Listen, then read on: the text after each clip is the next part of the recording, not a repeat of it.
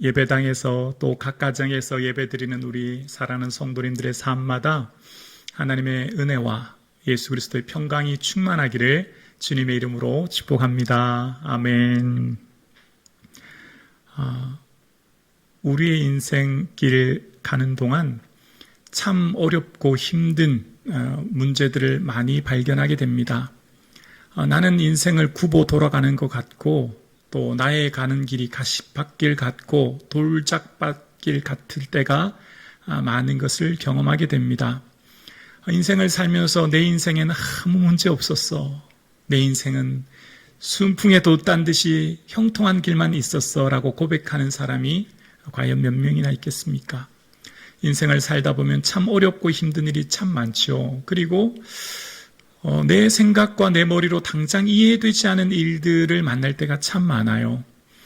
하나님께서 분명히 살아계시고 나의 아버지 되어주시는데 그분이 나를 인도하신다면 가능하면 좀 고속도로 같은 형통의 길만 가게 하시면 얼마나 좋으실까?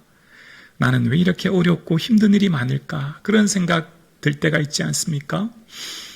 오늘 본문에 이스라엘 백성들의 삶 역시 그런 딜레마, 고민에 아마 빠졌을 거예요. 조상들로부터 큰 광야길 걸었는데 이제 가나안 땅 들어갈 때는 좀 편안하게 들어가면 좋을 텐데 하나님은 굳이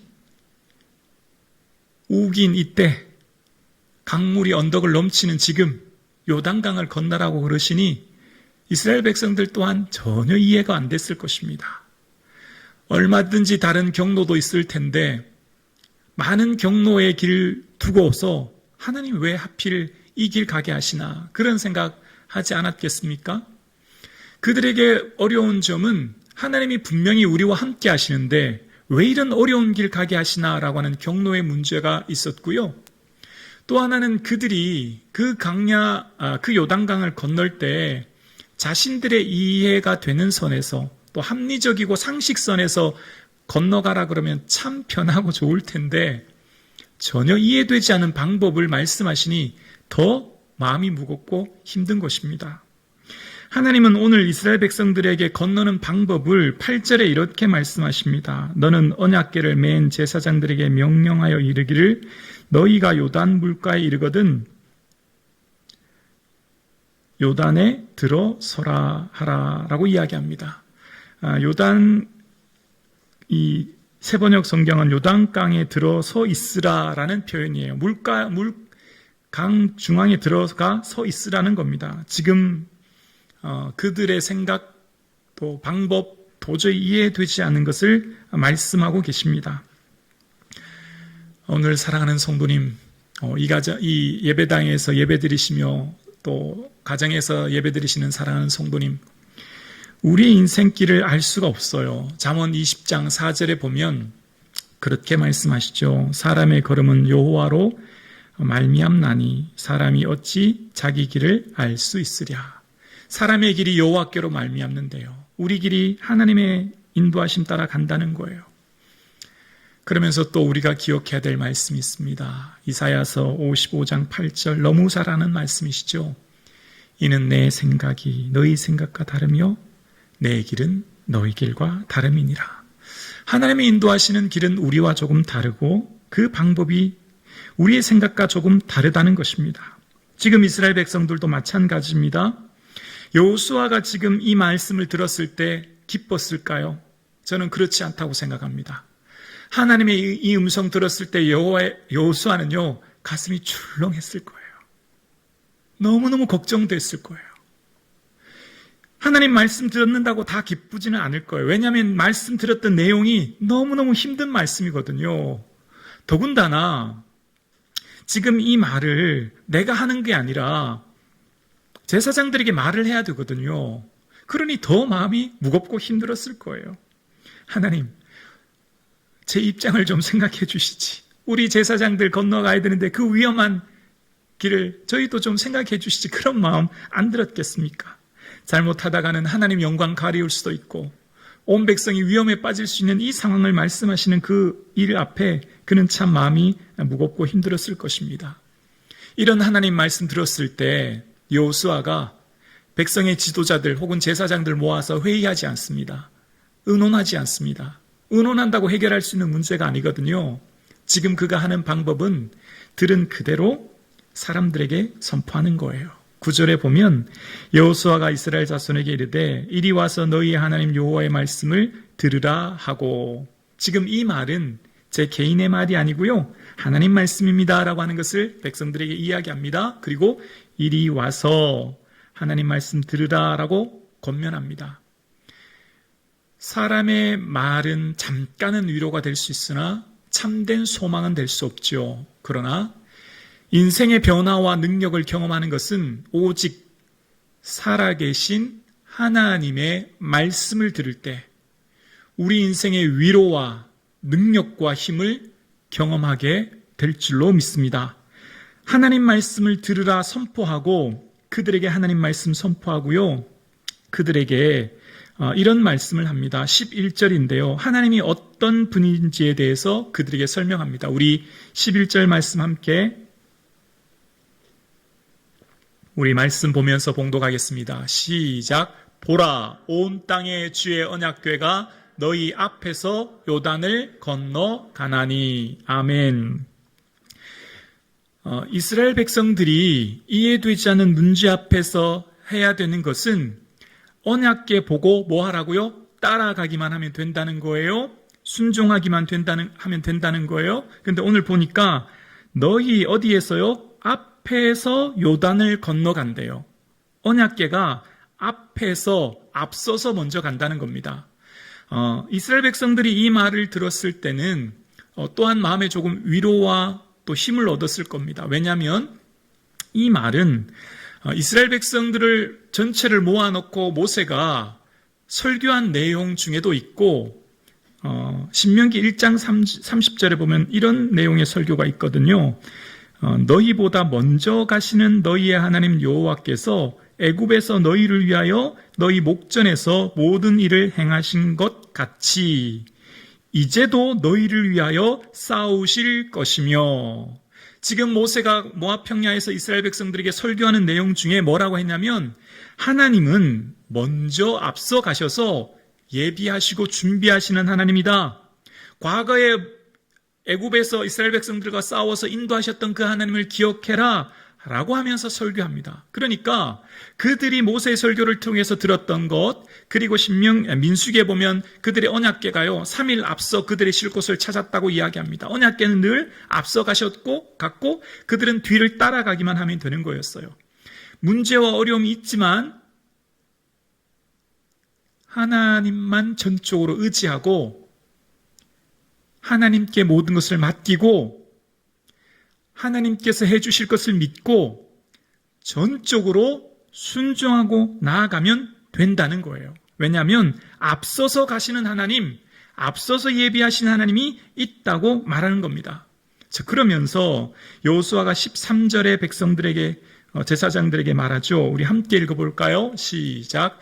온 땅의 주 여호와의 궤를 맨 제사장들의 발바닥이 요단물을 밟고 멈추면 요단물 곧 위에서부터 흘러내리던 물이 끊어지고 한 곳에 쌓여 서리라. 아멘. 지금 여호수아가 백성들에게 제사장들이 해야 될 순종의 모습, 하나님의 요구하시는을 전가하고 있습니다. 강 위에 제방이나 뚝이 있어서 멈추는 상황도 아닌데 여호수아는 지금 물이 멈춰 선다라고 선포하고 있습니다. 좀 쉽게 이해되지 않는 상황이죠. 마치 물이 포도주로 변화되어지고 죽은 나사로가 살아나고 오병이어의 사건처럼 지금 당장 이해되지 않는 사건 앞에 여호수아는 하나님 말씀 그대로 지금 선포하고 나아가고 있는 모습을 발견하게 됩니다. 그러면서 오늘 본문에 보면 언약궤를 맨 누구요? 제사장들이라는 표현이 나오죠. 하나님의 세우신 영적인 리더들에게는 하나님의 특별한 요구하심, 하나님의 특별한 부탁, 하나님의 특별한 소원이 있으세요. 오늘 예배드리시는 저와 여러분의 삶이 하나님의 영적 리더로 세움받아 하나님이 세우신 몸된 교회, 우리에 속한 가정, 내 속한 직장과 삶에서 하나님의 영적 리더자로 세움받았고 그런 저와 여러분의 삶에는 하나님의 특별한 부탁의 말씀이 있다는 것입니다. 오늘 본문을 준비하면서 우리가 지난 시간을 되돌아보면서 저는 참 말씀을 준비하면서 참 은혜가 되었습니다. 지난 공사를 마치고 오면서 여기까지 올 수 있었던 것 전적인 하나님의 은혜이지요. 그러면서 또 앞서서 수고하고 헌신하셨던 성도님들과 또 앞서서 수고하셨던 장로님들이 계셨고 그래서 여기까지 올 수 있었음을 보게 됩니다. 하나님께서 세우신 영적인 리더로서의 하나님의 말씀에 순종함으로 나아갈 때 하나님이 어떻게 이루시는지를 목격하게 되었던 것입니다.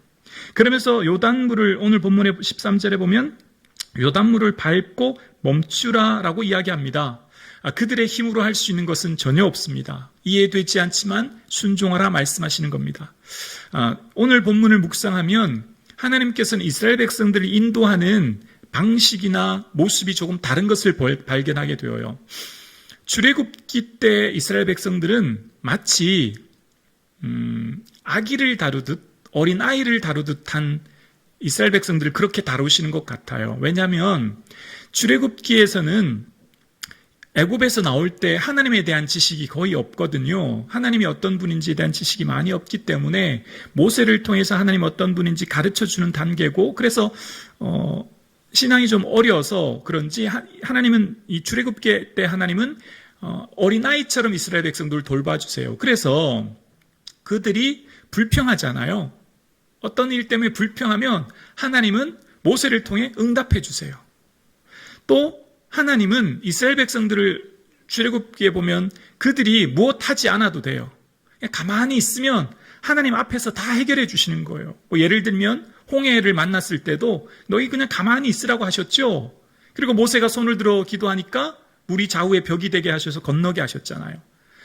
그들의 삶에 보면 출애굽기에 나타난 하나님은 이스라엘 백성들이 마치 어린아이와 같은 모습으로 그들을 대우하시는데 근데 조금 다른 모습을 민수기에서 발견해요.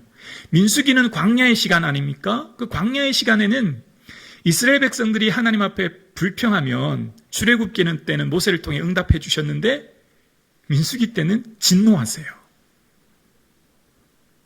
좀 다른 모습이죠. 뿐만 아니라 오늘도 여호수아지 않습니까? 여호수아는 모세오경에 나타났던 그 하나님의 약속이 어떻게 성취되는지를 보여주는데 오늘도 하나님은 과거 홍해 사건처럼 앞서서 다 그냥 행하시는 게 아니라 하나님의 백성의 지도자들을 향한 요구하심이 있는 것을 보게 되어요. 하나님의 동참을 지금 요구하시는 거죠. 백성의 지도자들을 향한 하나님의 동참을 말씀하고 계세요. 그러면서 강조되는 단어가 반복되는 단어가 나오는데요. 발바닥으로 밟는 곳이에요. 그들의 삶의 행함인 것이죠. 오늘 본문에도 발바닥으로 밟는 곳이라고 하는 13절의 말씀은 하나님께서 이전에 1장 3절의 말씀 기억나십니까? 너희가 밟는 모든 것을 너희에게 주셨다는 말씀 말입니다. 하나님의 말씀이 그대로 성취된다고 하는 것을 보여준 거죠. 나는 살아계신 하나님이다. 너희 삶에 내 말에 순종하면 어떻게 성취되는지 너희가 보게 될 거야 하면서 1장 3절에 발바닥으로 밟는 곳을 말씀하셨고 그 약속이 오늘 제사장들의 밟는 곳으로 요단강을 밟게 되죠. 그리고 이후에 마지막 절에 보면 그 요단강이 마른 땅이 되어요. 즉 하나님께서 말씀에 순종하고 나아갈 때 어떻게 실제적으로 이루어지는지를 경험하게 하시고 그들에게 동참하게 하시는 것을 보게 됩니다. 오늘 예배 드리시는 저와 여러분의 삶 가운데 하나님의 말씀을 묵상하고 기도하다 보면 성도님들 각자에게 들려주시는 하나님의 요구하심이 있어요. 하나님의 부탁하심이 있어요. 하나님의 소원하심이 있습니다. 그 하나님의 요구하심, 하나님의 소원에 응답함으로 하나님의 능력을 누리시는 저와 여러분 되기를 주님의 이름으로 축복합니다. 이 제사장들이 얼마나 두려웠을까요? 하나님이 제사장들에게만, 영적인 리더들에게만 요구하시는 것은 지금 우기인 상황에 강물이 흘러넘치는 그곳에 잘못하다가는 생명을 잃어버릴 수도 있는 정말 큰 어려운 상황인데, 그런데 하나님의 놀라운 은혜를 발견하게 되어요. 15절입니다. 15절에 보면 어떻게 건넜냐면요, 요단이 곡식 거두는 시기에 항상 언덕에 넘치더라. 궤를 맨 자들이 요단에 이르며 궤를 맨 제사장들의, 함께 읽어볼게요. 시작. 발이 물가에 잠기자. 발이 물가에 잠기자. 이것을 세번역 성경은 발이 요단가에 닿았을 때라고 번역하고 있어요. 닿았을 때. 영어 성경에는 발끝으로 건드렸을 때 그런 표현이에요. 그러니까 지금 얼마나 두려웠겠어요? 제사장들이 얼마나 겁이 났겠어요? 그런데 하나님은 제사장들의 겨자씨만한 믿음, 작은 순종, 그들이 무슨 허리까지 들어가거나 목 위에까지 찼다는 게 아니에요. 닿았을 때 믿고 순종하는 그 순간, 물가에 닿는 그 순간 겨자씨만한 작은 믿음을 보시고, 하나님은 아담의 변방까지, 이 시딤에서 북쪽 25km 떨어진 곳이 아담의 변방인데 거기서부터 이미 물이 멈춰서는 놀라운 역사를 이루어 주셨어요. 또 중요한 게 있죠. 제사장들과 백성들의 거리는 2000규빗이에요. 제사장들이 요단강에 발에 물을 닿자 멈추는 것은 누구만 경험했을까요? 제사장들만 보고 경험한 사건이죠. 백성들은 그냥 뒤따라왔기 때문에 그 현장을 직접 목격하지는 못했을 거예요. 그런데 직접 발을 담그던 제사장, 특히 앞에 선 2명의 제사장들이 그것을 경험하지 않았을까요? 헌신이 은혜의 깊이를 결정합니다. 하나님 앞에 순종하는 자는 능력을 경험하게 되어요. 지켜보는 자, 뒤따라가는 자는 달라요. 내가 직접 하나님 말씀하신 데 순종하고 내 생각으로 도저히 안 될 것 같지만 하나님 말씀하시는데 내가 아멘하고 나아갈 때 아멘하고 순종하는 제사장들은 그 영광, 그 은혜, 놀라운 은혜를 그들은 경험하게 된 줄로 믿습니다. 제사장들이 받은 그 은혜와 영광은 백성들과 차원이 달랐을 거예요. 오늘 예배 드리시는 저와 여러분, 오늘 우리의 삶 가운데 하나님의 능력을 누가 경험할까요? 말씀에 좀 이해되지 않고 깨달아지지 않아도 내가 아멘하고 순종하고 나아가는 그 순간 하나님은 겨자씨만한 믿음을 보시고 작은 순종에도 하나님은 큰 역사와 위대한 일을 이루어 주신 줄로 믿습니다. 저는 교회를 섬기고 사역하면서 이렇게 학부 때부터 이렇게 사역하면서 느끼는 것 한 가지가 있는데요. 제가 준비한 것은 요만큼이에요. 예를 들면 10 정도의 사역을 준비해요. 그런데요, 10 정도의 사역을 준비하면 요만큼 한 주먹도 안 되는 사역을 준비하는데요, 하나님께 헌신하고 드리면 하나님은요 100 아니요 1000 그 이상의 역사로 나타내 주시더라고요. 제가 경험한 하나님은 제가 10개를 드리면 하나님은요 100개 아니 1000개를 주시더라고요. 하나님의 역사는 놀라워요. 하나님은요 내가 하나님 앞에 작은 순종을 하면 놀라운 은혜를 부어주시고 내가 준비한 것 그 이상의 놀라운 은혜와 영광을 경험하게 해주시는 것을 저는 경험하였습니다. 저는 오늘 말씀을 준비하면서 이 여호수아의 말씀이 얼마나 은혜가 되고 감사가 되는지 몰라요. 아마 말씀을 준비하는 설교자인 저가 제일 큰 은혜를 받은 것 같아요. 요즘 말씀을 준비하는데 얼마나 신이 나는지 몰라요. 하나님 말씀이 실제고 내 삶에 구체적으로 나타나는 것을 저는 경험하고 있기 때문이에요.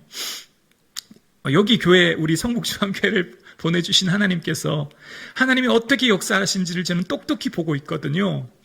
이게 지금부터 한 1년 전입니까? 그 전에 한 성도님이 식당 모습 너무 식당이 열악해서 예물 드리셨거든요. 그런데 공사를 마치고 나니까 결산하니까요 한 120배로 공사를 했더라고요. 100배가 아니고 한 120배의 공사 결산을 마쳤더라고요. 그러니까 아주 작은 겨자씨만한 믿음을 한 성도님이 심자 120배로 놀라운 역사를 1년 뒤에 이루신 것을 저는 보게 되었어요. 이것이 하나님의 역사이구나 하는 것을 저는 경험하게 되었습니다. 오늘 예배 드리시는 저와 여러분, 하나님은 죽은 하나님이 아니에요. 살아 계세요. 지금 우리와 함께하고 계세요. 그 하나님을 우리가 왜 누리지 못하고 왜 경험하지 못할까요? 전적으로 신뢰하고 전적으로 믿고 전적으로 순종할 때 하나님이 내 삶에 어떻게 역사하는지 우리는 경험하게 될 줄로 믿습니다. 저는 성북중앙교회에 사역하고 부임해서 지금까지 하나님이 얼마나 우리를 사랑하시고 우리 성북중앙교회를 얼마나 사랑하시는지를 몸소 느끼고 있습니다. 그래서 오늘 저는 이 여호수아 말씀을 준비하는데 얼마나 신이 났는지 몰라요. 여호수아의 하나님이 김부기의 하나님이거든요. 그 하나님이 나의 하나님인 것을 저는 똑똑히 목격하고 있거든요. 오늘 예배 드리시는 저와 여러분, 하나님 살아계세요. 하나님이 저와 여러분 얼마나 사랑하시는지 몰라요. 그리고 하나님은 앞서가세요. 저는 이 앞서가신 하나님을 똑똑히 경험하는데요. 하나님께서 내 생각과 내 방법으로 다르지만 믿고 순종할 때 하나님이 앞서가신 하나님이 어떻게 일하시고 역사하시는지를 지나온 시간 동안 경험하게 되었고요. 오늘 본문을 통해서 또 깨닫게 되었어요. 자, 이스라엘 백성들이 하나님이 인도하신 기적의 현장을 16절 한번 같이 읽어볼까요? 16절입니다. 우리 함께 읽어보겠습니다. 침 한번 참키시고요. 큰 목소리로 봉독하겠습니다. 시작. 곧 위에서부터 흘러내리던 물이 그쳐서 사르단에 가까운 매우 멀리 있는 아담 성읍 변두리에 일어나 한 곳에 쌓이고 아라바의 바다 염해로 향하여 흘러가는 물은 온전히 끊어짐에 백성이 여리고 앞으로 바로 건널세. 자, 백성이 여리고 앞으로 어떻게 건넜다고요? 바로 건널세. 그러니까 하나님이 지금 오늘 16절을 기록한 내용을 보면 뭔가 의도하신 게 있다는 거예요. 자, 하나님이 어디로 바로 건너게 하셨다고요? 여리고로 바로 건너게 하셨다라는 표현이 오늘 본문에 등장해요. 자, 그러니까 지난 시간에 하나님께서 요단강, 그러니까 범람하고 있는 요단강, 이해할 수 없는 경로로 인도하신 하나님은 지난 시간에 기억나십니까? 왜 그 길을 인도하셨는지 기억해라라고 하시면서 여호수아 너를 세워주기 위함이야. 그리고 내가 이 가나안 땅 너희에게 다 준 징표가 될 거야 라고 하신 거 기억나시죠? 그러면서 또 하나의 이유를 오늘 발견하게 되는데요. 왜 그들이 이해할 수 없는 경로로 갔는지를 오늘 본문 16절 후반절에 여리고 앞으로 바로 건널세라고 하는 단어를 보면서 깨닫게 되었어요. 왜냐하면 하나님이 지금 이스라엘 백성들을 우연히 이 요단강을 건너게 하신 게 아니라 가나안 땅을 점령하는 데 있어서 첫 번째로 여리고를 점령하게 하셨다는 거예요. 자, 왜 여리고일까요? 저는 이 말씀을 묵상하면서 하나님의 계획하심이 있다고 하는 것을 깨닫게 되었습니다. 자, 오늘 본문 이후에 점령하는 것은 6장의 여리고, 7장 이후에 아이성, 그리고 베델, 기브온 이렇게 점령하거든요. 여리고, 아이, 기브온은 어디냐면 전체 가나안 땅 중에서 허리 부분을 이야기합니다. 허리 부분, 중앙 부분은요. 여기는 전략적 요충지이면서 매우 중요한 이유는 이스라엘 백성들과 항전하여 전쟁하여 싸울 때 이스라엘 7개의 족속이 함께 연합군을 형성해서 이스라엘과 전쟁할 때 이스라엘 백성들에게 큰 어려움이 있을 수 있죠. 그래서 하나님이 여리고를 점령하는 구체적인 전략이 이후에 9장부터 나오는데요. 이후에 9장부터 하나님이 어떻게 여리고를 점령하시는지를 보면 6장부터 여리고 아이 기브온을 향해서 중앙 부분을 점령해요. 왜 중앙 부분일까요? 그것은 북쪽 연합군과 남쪽 연합군이 합세하여 함께 전쟁을 하지 못하도록 먼저 허리를 공략하는 거예요. 여러분, 우리가 세계사 전쟁에도 보면 상계작전이라고 있거든요. 한 덩어리로 된 부대를 나누는 상계작전이요. 1944년 4월의 중일 전쟁에도 보면 대륙 타동작전이라고 중국 대륙을 간통하라 이런 작전이 있었는데요. 거기에 쓰인 두 번째 작전이 상계작전이었어요. 중국을 동서로 가르는 2400km의 경로를 보병 50만과 함께 많은 특수여단 전차를 이용해서 공격하는 것이었습니다. 이것은 세계사 전투에도 많이 나와요. 그러니까 함께 연합하여 공격하면 힘을 얻으니까 나누고 분산하게 되는 거죠. 그래서 9장의 허리 부분 중앙을 공략한 후에 10장에 보면요, 남부 지역을 점령하고 11장에 가면 북부 지역을 점령하고 12장에 보면은 전체 점령한 왕들에 대해서 기록하고 있는 거예요. 그러니까 지금 요단강을 왜 건너는지, 왜 여리고인지를 12장 끝에 가서야 알게 되더라고요. 오늘 예배 드리시는 저와 여러분, 지금 내 삶과 인생의 경로가 좀 이해되지 않을 때가 있어요. 내 생각으로 납득 안 될 때가 있습니다. 그러나 시편 37편 23절 말씀처럼 여호와께서 사람의 걸음을 정하시고 기뻐하시나니 저가 넘어지나 앞주 엎드러지지 아니하면 여호와께서 그 손으로 붙드심이라. 하나님이 우리를 인도하고 계시고 기뻐하고 계신 길은 비록 좀 넘어질 수도 있대요. 엎드러질 수도 있대요. 실패할 수도 있대요. 좌절을 맛볼 수도 있고요. 어려움을 맛볼 수도 있대요. 중요한 것은 아주 엎드러지지 아니한대요. 하나님이 붙드시기 때문이래요. 그리고 또 중요한 것은 우리 인생의 길이 하나님께서 여리고를 점령한 이후에 12장에 가서 전체 가나안 땅을 점령하면서 전체 퍼즐이 맞춰지면서 하나님의 계획을 보았듯이 지금은 다 이해되지 않아도 이후에 시간이 지나면 합력하여 선을 이루실 하나님을 우리는 반드시 경험하게 될 줄로 믿습니다. 그 좋으신 하나님을 믿기에 그래서 우리는 내 힘 의지하지 않습니다. 하나님, 전적으로 주님께 맡깁니다. 고백하며 나아가는 저와 여러분 되기를 주님의 이름으로 축복합니다.